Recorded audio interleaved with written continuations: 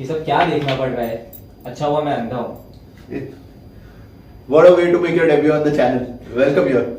This is GameTime Banter.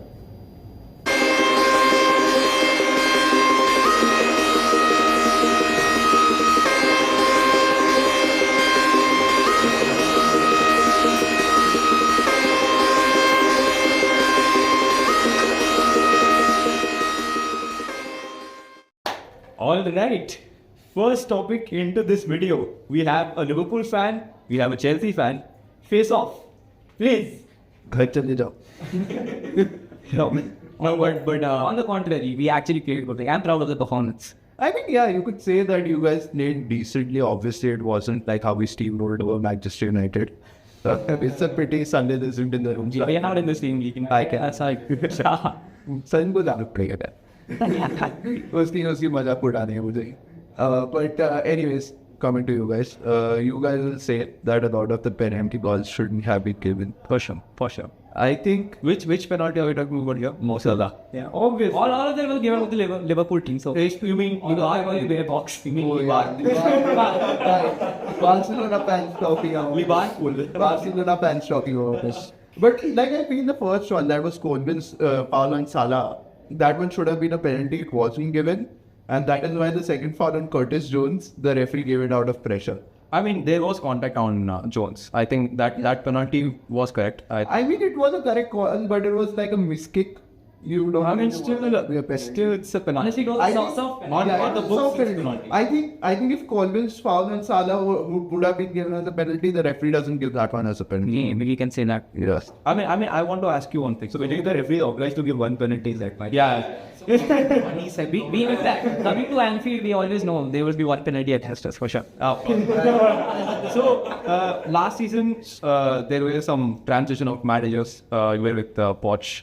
So, and then this season, new manager, the new Pep, they call them in Chelsea, I heard. Yeah. So, I mean, from the start of the season, we have been seeing some tremendous improvements in your squad, be it in pressing, be it in adapting to the style of the play that Maresca wants to play. So, what do you expect going into the fixture? Do you expect going up, I'm going to win this match, or Anfield tough? Sure. Honestly, since the last 2 years, all the big games, we were never in them, even before winning 2 games. But this time, actually, we had some chance, at least not even winning there in the Anfield. It's very difficult, but at least coming out with a draw. It's not difficult, it's impossible. It seems like not just because we have two Barcelona fans. Seems like Nottingham Forest gone and beat them in Anfield. Someone about that. And Harish, so going into the picture, see if Chelsea is coming to Anfield, you can expect chaos because of the way they play. They depend on Cole Palmer, who was missing yesterday. Yeah, he played yesterday. I mean, was it? Is it getting cold there? The AC was not working. It wasn't cold enough, it seems. The AC was not working at Anfield. But yeah. So yeah, I think. So where do you think Slot stood better of Maresca? He managed to, like, one thing I've noticed with Slot is depending on each game, there's this little tactical tweak that he puts in. You know, compared to whereas with Klopp, you always saw like each game he was playing pretty much the same tactics. Like Slot, yesterday we had a very narrow block compared to playing from the wings, which was actually what stopped Palmer from getting into the spaces and playing through the midfield. So I think it's those little tactical tweaks which he is doing all the time, which actually makes the changes and helps him get the better of Maresca. Also, Maresca mentioned that he watched 38 Liverpool games for a tactical analysis. So what, he watched like 30 games of Klopp. He watched one entire season of Liverpool.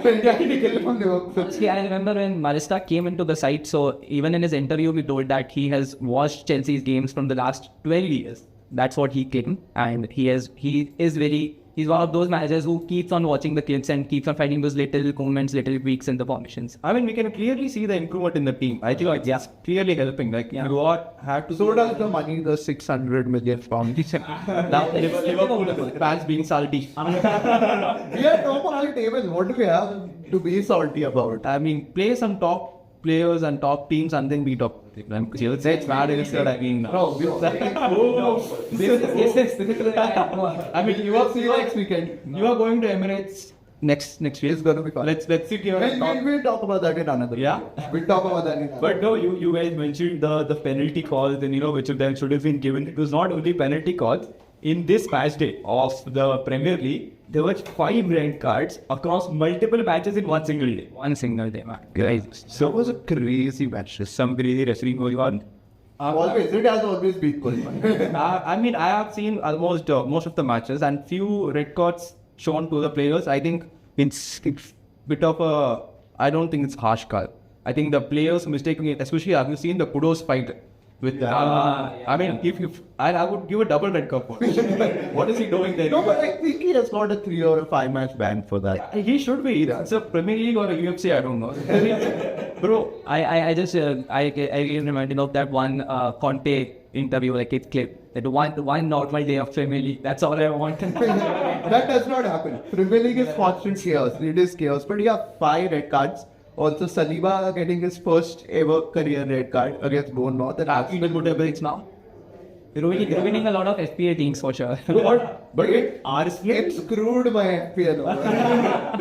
No, but I was saying with Arsenal, this is like for Arsenal, this luck has been bad with red cards in general only. In their last 6 matches, in 3 matches they have red cards. Is that bad luck or is that indiscipline? No, indiscipline. It's indiscipline. Because Saliba does not need to make that foul. He is in half line. Yes. Barely starting from the off line. You don't have to put, because we know Saliba's pace. We know Partey's pace and we know Gabriel's pace. No, the red card they got against City in that 2-2 draw. That was indiscipline.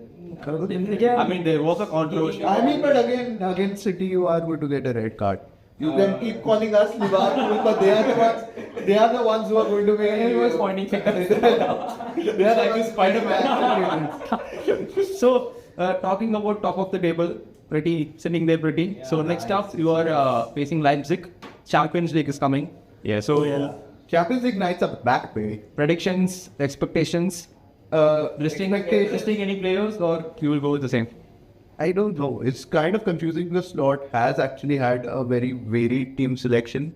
He does not have like its fixed first team, which is actually good because he rotates the players around very well, which I like.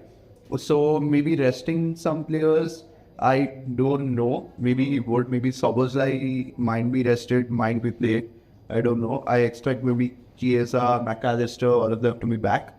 But let's see. Expectations and predictions wise, I expect us to win and I predict us to win. Scoreline, I think maybe 3-1, 3-0. We have to. That's being saying ambitious. It's not ambitious. It's the expectation. yeah, like okay, from current Liverpool form, yeah. It's the expectation. And Liverpool, let's go to the other side, the rivals. Other than Manchester United. Oh, okay, no, like that. So, ready for 2-1. I think convincing win for Eric Ten Hag after what he had gone through like 2-3 weeks in a row.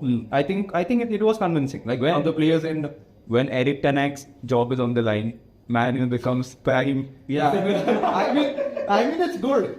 We get to see Eric Ten Hag make Man United suffer. Manchester United. That's what I. Delight has become Maldini. Yeah. Putting some blood. I mean, great performance by the way of Manchester. Like you was arranged to. Yeah. So that's what I was saying. That as long as we are not till the time we are not playing Man United, I just want Ten Hag to stay there. So I'm celebrating. I don't want them to lose and get signed. I mean, everyone is on the same side. I think so.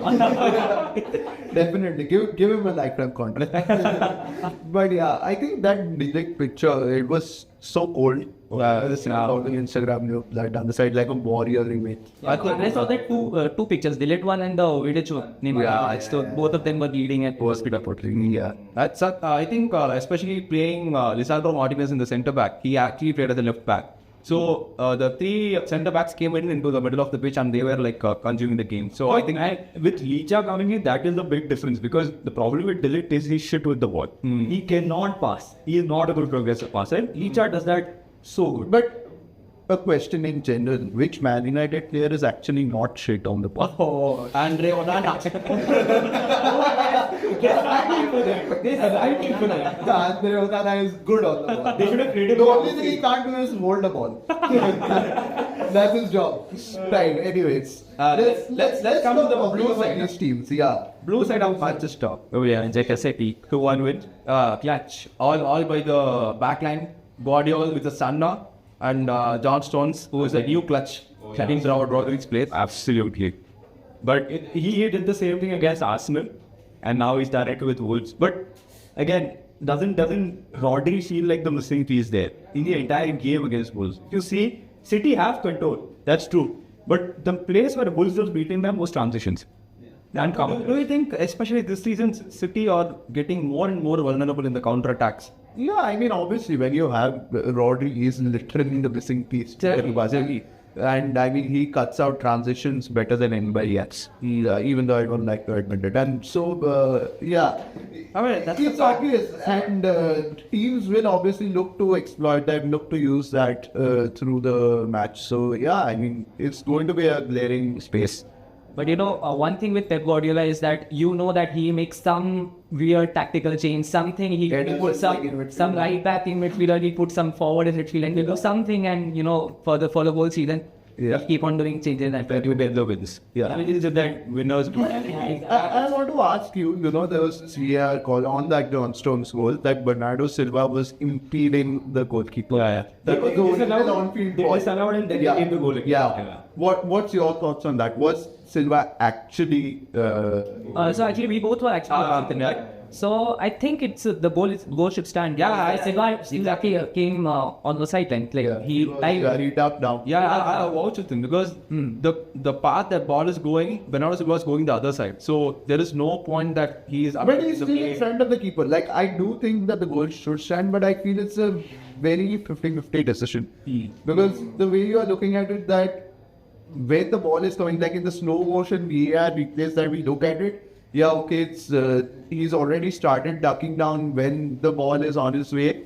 But when it's in the spur of the moment, when it's like this, you are like, for the goalkeeper, the player still in front of you. I mean, it's a grey area. Yeah, that's what it's a grey area. It's a really 50. And with 50-50 calls, who said it is. Obviously, definitely. See, it shows on the 115 charge. Exactly. What of the respect they deserve? So let's talk about the elephant in the room. Bournemouth 2, Arsenal 0. The chance they missed to go to the top. Bottle, do we have a bottle here? Arsenal editors, this is for you. This is Arsenal fans viewers. I mean, there was a really good chance for them to, get the momentum and be on top of the table. Especially City was struggling without Rodri and some key players like Kevin De Bruyne is still not fit. Yeah. I think they really missed out. I mean, if you are going for the title, you shouldn't be like. And that becomes. No, that's the thing. They don't have the mentality for title. That's what I believe. Not just because they are Arsenal and all. They have a good team, but they are not what they were 2 years back. This year, if you watch Arsenal's game, they are sitting back. They are just defending. They are just getting that 1-0, 2-0 wins. Yeah. Nothing. But a lot is being played against that now. When you say that they are defending and sitting back, it's also because they have reduced to 10 men in almost every game now. But then again, that no offense, but that is there. Yeah, of course. It is there. Still there. You are going to Etihad, being 10 men in the halftime, and just drawing the game. It's not easy at sea. Of course, don't they held back it exactly at a minute. Exactly. Just I don't think they are. That's not Arsenal's philosophy. See, when Arteta came into the scene and when he started this whole process that he said, we want to play the ball, we want to play attacking football, dynamic football. That is not their mentality to sit back and play. I mean, you have to play the game under substitutions. Exactly. So we can't play attacking football when you have a down until you are Hansi Flick and Barcelona. Oh, really? With the other side of Europe, in Spain, you mean? Do you mean? Yes, I read to the other tabletop, the biggest, the mightiest. Biggest and the mightiest. Madrid passes, no. Are there any Madrid? Unfortunately, biggest. I thought you were talking about question. Just because I'm wearing a white dress.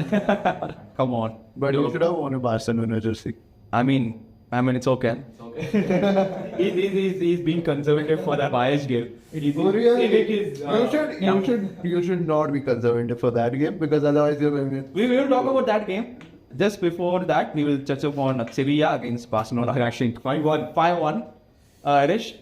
I mean, he's good. I saw Gavi's back, which is a very good moment. It's good that every injured players that we had, like long-term injury, like Danny Olmo was also back. I mean, Lopez is career back. Didn't you just sign Danny Olmo? Yeah. His history with injuries has been super bad. But And you still signed him. Barcelona in an action, guys. Let them talk. Let them enjoy Sandy. We enjoy Sandy. Yeah. Oh, this statement. We'll come back to this one. We'll come back to this one. So Pablo Torre, who like burst onto the scene I guess 2 years back. And he was kind of a favorite. Then again 2 goals of having performance. insane. Like, especially last match, we have seen every type of goals. A goal from free kick, a goal from, a long range effort from Pedri. Magnificent goal. That was the banger. Seriously. There was one goal that would have been probably my favorite goal in the match if that would have gone in. The counter attack from Kubarsi. Kubarsi played out to Lamine Yamal and then Rafinha. And then, oh my God. Lewandowski would have got his hat-trick there. I mean, going into the Bayern match and in Madrid match, the next El Clasico, I'm just concerned about the highlight that concerned about the highlights that we are maintaining. I don't know how it's going to work when we are facing the big stars and big players who will turn up. See, their judgment won't be false. So now we are getting the Serie A players, the Celta Vigo players getting offside. We are getting the trap. It's not sure that we will get with Michael Olise or Kingsley Coman. Yeah. Or it's definitely Zimbabwe. So if we get one slip wrong, we will get punished. So I don't know what Hansi Flick is going to do about that. But he won't change his philosophy. That's for sure. Because you can't do that. And it doesn't make sense. If are you optimistic about those matches? You can't change the philosophy, as you said. So then are you optimistic about it, knowing that the highlight can be exposed? See, I'm not, I don't want to joke around about it now. I honestly am very optimistic. I am very optimistic because of the way we've played. I tell you, I've never been this excited for Barca games the past 2 or 3 years. It's always been a dread to watch Barca matches. I've been like, abhi uthna hai 12:30 match dekhna hai. See. Aur dekh ke bhi haath mein. I was optimistic before playing Liverpool. I was like, nice, please. You, my friend, your optimism is what the world needs. But no, it's fine. It's a very exciting clash. Bayern is also they're flying high. Barca is cooking Hansi Flick. He knows the team. He knows the opposition. Exactly. He has the experience of UCL nights. And he knows what's going inside Bayern Munich. You know how, even Vincent Kompany can come in and put this status, but the Bayern core it's counter-pressing and then high-line passing. So Flick knows that. Yeah, so he is the basic core of that Bayern team when he was thrashed at 8-2. Yeah, let's not go there. So maybe you should be careful that you don't go there again. We should. We should just. I like making them feel regret. No, but with Kompany also, I'm pleasantly surprised. Yeah, I mean, seriously, I didn't expect this much of a result from him. He got 4-0 against Stuttgart. Stuttgart is not an easy team to beat. So Harry Kane getting a hat trick there, and I think the second hat trick or third hat trick. Yeah, for him. They're actually flying. So when I say I'm optimistic, I don't mean to say that we are going to get a short win. But it's going to be a good match. Yeah. It's not going to be, we are going to struggle like we struggled for past 3 or 4 years. Yeah. It's what we are expecting. Hopefully. We'll find out. There's another video coming on that. We'll find out. Exciting time for Barcelona fans, Bayern, as well as... How is the conference league going, by the way? I don't even know I think we're playing Olympiacos or something like that. I'm not even sure. But I'm sure that we get the 3 points, so... Yeah, I mean, you should. If you don't, crazy stat, okay? The whole of the squad value of this whole conference league is lower than that's a crazy stat. With the number of injuries coming into the season, Chelsea is the only team that is prepared to actually go. Yeah, there are 4 different playing 11s. 4 different. No, I agree, but guys, that's the. So you are going to send team A, team B. There's a rotation. As long as you have money, you take this guy on. But you still can't get to the top of the table. Steven, with your time. Trust the process. Yeah. From the last 3 years, they're trusting. For now, let's let's end this. We will be back We'll be back definitely. when the Champions League is over. Yeah. Match day is over. We'll be back. Yeah, we'll come back to hold David on his word. Hopefully, He is optimistic. Oh yes, I am. We'll see. So anyways, guys, that was us on Game Time Banter. See you guys again next time. Thank you.